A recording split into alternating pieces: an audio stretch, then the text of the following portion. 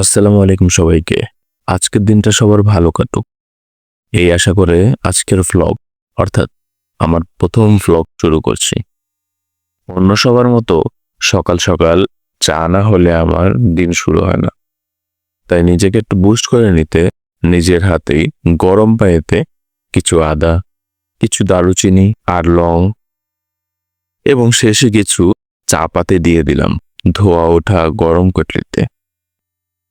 আমার মনে হয় চা বানানো হয়তো পৃথিবীর সব থেকে সহজ রান্না, যদি হাতের কাছে সবকিছু থাকে।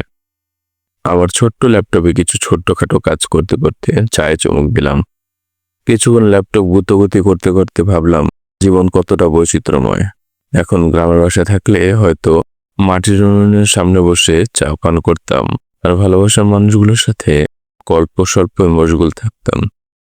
ইতিমধ্যে আমার পেটের ভেতর এই দূরগুলো ছোটাছুটি করতে লাগলো।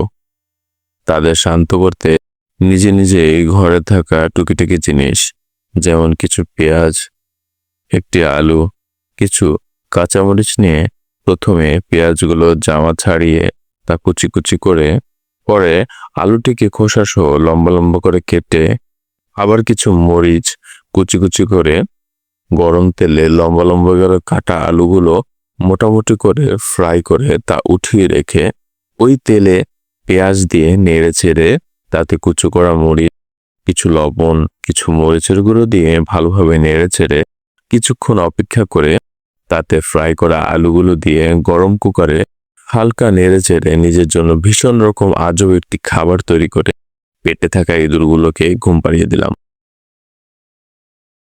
আজকের আবহাওয়া খুব সুন্দর, তাই অফিসে যাওয়ার জন্য অত একটা তাড়াহুড়ো করলাম না। আমার বাসার জানালার সামনের জায়গাটা আমার খুবই পছন্দ। বাই দ্য ওয়ে, আমাদের কিন্তু একটি বেড়াল আছে, নাম তার কাশেম।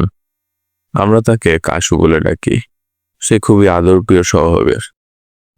কাশু খুব ছোট থাকতে আমার মাকে কুড়িয়ে পায়। পরে তার মায়ায় ভরা ছলছল চোখ দেখে তাকে বাসায় নিয়ে আসে। কাশুর সাথে খুনসুটি করতে করতে দুপুরে খাওয়ার সময় হয়ে গেছে।